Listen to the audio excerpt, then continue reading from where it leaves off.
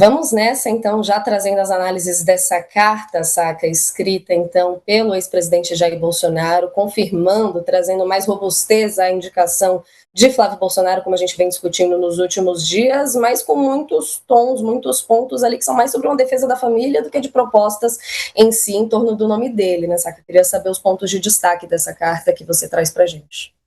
Nath, de uma maneira geral, essa carta ela é mais um capítulo do Game of Thrones, mais um episódio do Game of Thrones interno do clã Bolsonaro, né? De um lado, Michele Bolsonaro, do outro, Flávio Bolsonaro e os demais irmãos, né?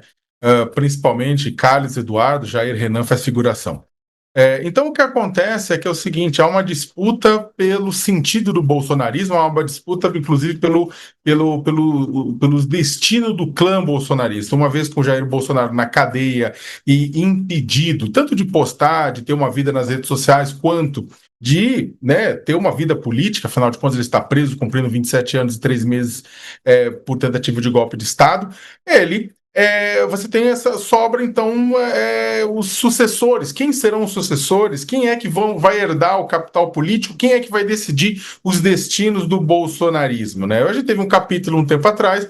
A primeira-dama Michele Bolsonaro, lá no Ceará, ela bateu de frente com uma decisão do PL local de articular com Ciro Gomes, agora no PSDB, uma chapa para o governo do estado a fim de enfrentar o lulismo. Quebrou-se um pau, o Flávio, o Eduardo e o Carlos foram para cima da madrasta, reclamaram. E o que aconteceu no final das contas? Flávio visitou o pai, pediu desculpas para a madrasta, mas e anunciou que o pai tinha escolhido o filho, escolhido ele, para disputar a presidência da República e enfrentar Lula. Mas Michele não gostou disso. Michele tem sonhos, por mais que ela não admite publicamente, mas ela tem sonhos presidenciais, ou no mínimo como vice, eventualmente vice, na chapa de Tarcísio de Freitas à presidência da República, né?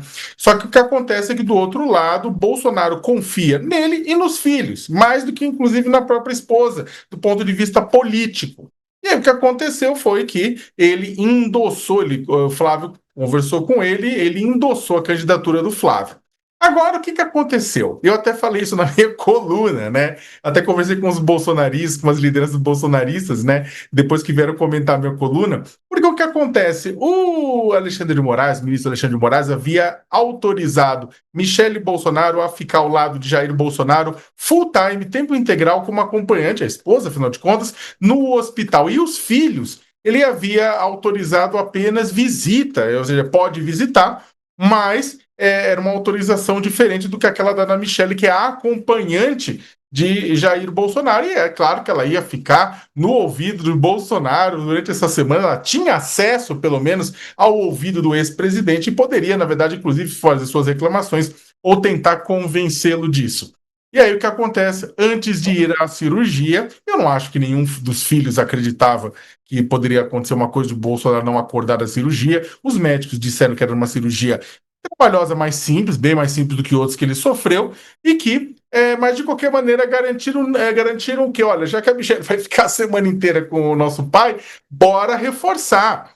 E vamos lembrar, vamos reforçar a candidatura, que ele reforce a candidatura. E vamos lembrar que Bolsonaro estava previsto para dar uma entrevista para o portal Metrópolis. E aí Michele Bolsonaro foi contra, o PL foi contra, porque Valdemar da Costa Neto, Tarcísio de Freitas, ninguém gostou dessa opção por Flávio Bolsonaro.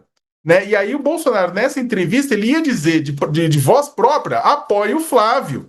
Ou seja, ia botar uma pá de cal. E aí não houve. E muito por articulações para impedir que ele desse essa entrevista, sob a justificativa de que isso poderia criar problemas para o seu pedido de prisão domiciliar, mas na verdade, tinha também essa questão da decisão política sobre isso. E aí os filhos articularam, e agora a gente tem o quê? Uma carta de próprio punho, em que Bolsonaro diz, com todas as letras, para que ninguém duvide que Flávio é o seu candidato em 2026, e ele fala no quê? Numa decisão consciente, legítima e amparada.